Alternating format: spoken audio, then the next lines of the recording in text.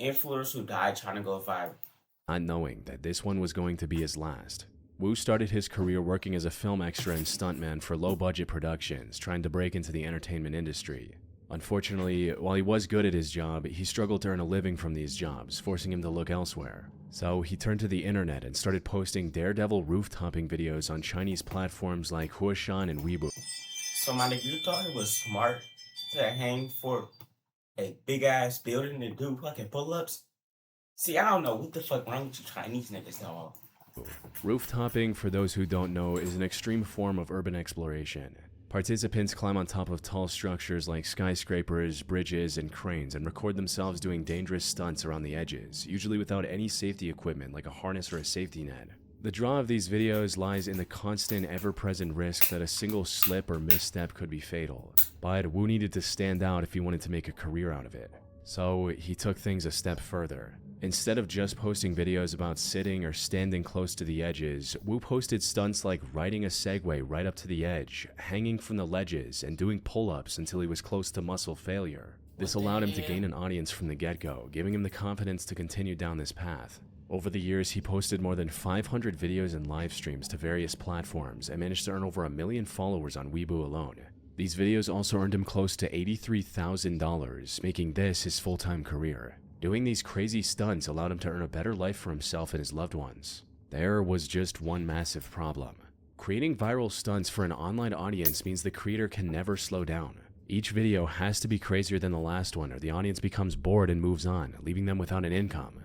However, the crazier the stunt is, the more likely it is to turn lethal. Sadly, that's exactly what happened with Wu in November 2017. He came across a competition promising $15,000 to the video that went the most viral. Wu needed this money to pay for his mother's medical expenses and wanted to save the rest for his wedding. So, on the morning of November 8th, he climbed to the roof of the Huayuan Hua Center building to film the most jaw-dropping stunt yet. Most people aren't allowed to climb to the very top of these buildings, so Wu likely had to free climb his way from the outside as well, adding life-threatening risk to this challenge before the camera even began rolling. After reaching the roof, he set up his tripod and began recording, and started lowering himself over the edge. First the right leg, and a few seconds later, the left. However, instantly something was not right. He looked like he was struggling to hang on and had to readjust his grip multiple times. He was potentially already exhausted from the free climb to the top, but he didn't really have the time to rest before someone from the building management might notice him and escort him back down. So he went ahead with the stunt anyway, proceeding to do the pull-ups he was most well known for. The plan was to pull himself back up to safety after the third pull-up.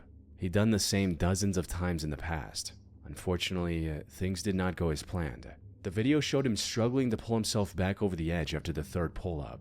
He tried to use his feet, but the side of the building was too slippery to generate any traction. Wu kept trying, until his grip failed, sending him plunging 45 feet onto a lower terrace below. He did not survive this fall. And since he was completely alone when trying to record this video, no one knew what happened to him right away. His girlfriend filed a missing person report when he didn't return home, but it wasn't until the next day that a window cleaner discovered his remains. Wu wanted a better life for himself and his loved ones. Sadly, the risk he took for this viral stunt cost him everything. Yo has good to the reactions like me, vlogs. What I do trying to help my family, cleaning out your closet, doing everything. But your ass chose to hang on a 100-feet building. On the night of February 5th, 2021, the Urban Air Trampoline Park in Hermitage, Tennessee was filled to the brim with families and friend groups looking to enjoy the weekend night. However, on this night specifically, this would not last long. As one of the friend groups at the park was walking out into the parking lot, they saw a man running at them with a massive butcher knife in his hand. This was 20-year-old Timothy Wilkes, an upstanding and hardworking person who was just a month away from graduating as an HVAC technician.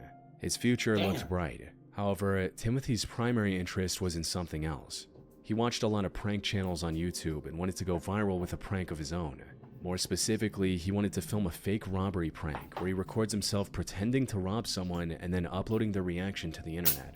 But an important thing about almost all of these are fucking scripted. These prank videos that he was watching on YouTube is that they were staged. Yes. 9 times out of 10, the person being pranked already knows about the whole thing and is only acting terrified for the camera. Yes. Timothy either didn't know this crucial detail or he knew but wanted to make his prank more authentic. Yes. So, on the 5th of February 2021, at around 9:25 p.m., he lunged at a group of friends with a knife in his hand. The plan was to scare them and then reveal that it was a prank before things got out of hand. What Timothy didn't know was that one of the people in this group, 23-year-old David Starnes Jr., was carrying a concealed firearm. From David's perspective, Timothy was a random man charging at him and his friends with a knife. In a split-second decision, David drew his firearm and opened fire, hitting Timothy once. Unfortunately, this one shot proved lethal, resulting in Timothy passing away before any help could arrive. David stayed at the scene until the police arrived and explained everything that had happened. He was detained at the time, but the police released him later as his actions were deemed self-defense. On June 26, 2017, 20-year-old YouTuber Mona Lisa Prez made a post on Twitter stating, "Me and Pedro are probably going to shoot one of the most dangerous videos ever. His idea, not mine."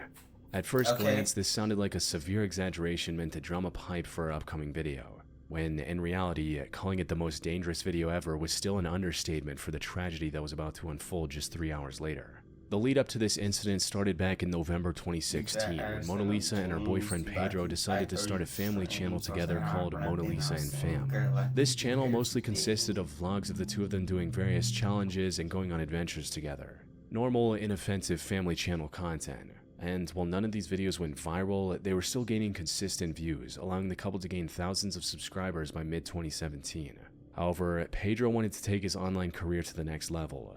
The plan was to create a new channel called Damn It Boy, featuring daring stunts unlike anything the internet had seen before. He even had a clear vision for the direction of this content.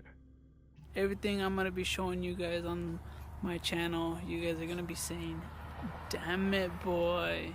But unlike his family channel that was growing at a steady pace, Pedro wanted this channel to have good momentum from the get-go. He wanted his first video to go mega viral. And to do that, he wanted to upload the most dangerous and death-defying stunt he could think of.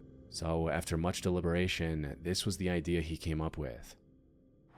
The point of this video is, I really just want to see if a .50 caliber bullet can go through a book. So,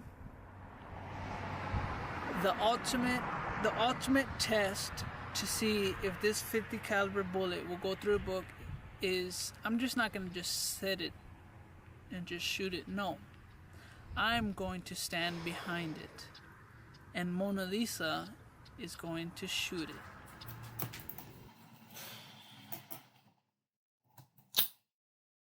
And this is what people do for views. You can't just sit your ass down and do a regular video. I'm doing reactions, nigga. This nigga's gotta get paid $100,000 per month doing reactions. And this nigga wanna do some Mr. Beast shit. Mona Lisa was strongly opposed Mr. Beast won't even do that dumb ass shit to this plan, but after nearly 2 months of back and forth, he managed to convince her that it could work. So on the 26th of June 2017, at roughly 8 p.m., Pedro did exactly what he planned. He set up the camera in the backyard of their home in Houston, Minnesota, held up the book in front of him, and told Mona Lisa to shoot. Unfortunately for Pedro, the thick encyclopedia he chose for the stunt proved completely ineffective. The high-caliber bullet went straight through the book and his body. By the time help arrived, it was already too late. Pedro passed away in front of 30 witnesses from around the neighborhood who came running after hearing the gunshot, including his 3-year-old daughter. What made this situation even more heartbreaking was the fact that Mona Lisa was also pregnant with their second child. She was taken into custody and later pleaded guilty to second-degree manslaughter. However, the court understood her tragic situation and sentenced her to only 6 months in prison rather than the up to 15-year sentence that second-degree manslaughter usually carries. But he told her to do it. Even though it's only 6 months, he told her to do it. I'll be damned. Dmitry Nuyanzin spent a decade building his reputation as a personal trainer and fitness coach in Russia. Over the years, he trained many elite athletes in person while also posting online guides and tips under the name Dmitry Fit for his more than 40,000 followers. The most notable aspect of Dmitry's content, however, was his dedication to authenticity. He followed the same program he taught to demonstrate firsthand its effectiveness. What he never anticipated was that his readiness to put himself on the line would ultimately cost him everything. It began in September 2025 when Dimitri announced a challenge to deliberately gain at least 55 pounds or 25 kilograms and then lose it all using his own training and dietary regimen. He also put a roughly $100 reward for any viewer who could lose 10% of their body weight by the end of 2025. In a post promoting this challenge, Dimitri wrote, "Friends, my weight loss course is starting soon where you can win cool prizes and most importantly build a beautiful body, learn how to eat, and have fun." Things were progressing smoothly. However, there was just one major hurdle standing in his way. Gaining over 50 pounds in such a short time wasn't going to be easy. So, to stay competitive in his own challenge, Dimitri put himself on a crash diet of over 10,000 calories a day. For some context, most adult men with his build need somewhere between 2,500 and 3,000 calories to maintain their weight. He would post videos eating mountains of calorie-dense foods with lots of sugars and fat, and this worked just as expected. By November 18th, he weighed 230 pounds or 105 kilos and was rapidly approaching his goal. Unfortunately, the challenge came to an abrupt stop just a few days after he posted this video. Friends reported Dimitri missing training sessions, claiming that he wasn't feeling well and that he needed to see a doctor. But before he could make an appointment, Dimitri passed away from cardiac arrest in his sleep at just 30 years old. The 10,000 calorie diet overtaxed his body, eventually leading to a sudden, catastrophic collapse. R.I.P., bro. On July 15, 2024, Indian travel influencer Anvi Kandar, known online as the Global Journal, posted a list of her top places to visit in the country, not knowing that this would become the last time her nearly 300,000 fans would see her alive. She had been posting content on the internet since 2016 and had become a very trusted travel vlogger. Anvi visited nearly every corner of her country, highlighted underrated destination spots, and made it a point to spread positivity through her content. However, this effort was cut short just a day after she posted this video. She was visiting the Khumbi waterfall on July 16th, located around 80 miles from Mumbai. The ground surrounding the 178-foot waterfall was wet and slippery. Anvi was being very cautious, as this wasn't her first time visiting such a place. But while trying to line up a better shot of the waterfall for her content, she accidentally took one wrong step, resulting in her losing her balance and falling down a 350-foot deep ravine. The sheer depth, combined with the dense foliage, made it impossible to even see her from the top. The rocky, slippery terrain also prevented anyone from rushing to her rescue. When rescuers arrived, 6 of them rappelled down using ropes, while 50 others assisted them from the top. Despite the massive operation, it still took 6 hours to rescue Anvi from this ravine. However, they would get some good news. She was severely injured, but was still breathing. Rescuers rushed her to the nearest hospital. Okay. Unfortunately, Anvi had almost no strength left in her body and sadly passed away shortly after arriving at the hospital, leaving her once active Instagram account completely abandoned. Castilla-La Mancha is the tallest bridge in all of Spain, making it a somewhat popular destination for thrill seekers. Many daredevils have climbed to its top in the past, and 24-year-old British influencer Lewis Stevenson was attempting to do the same.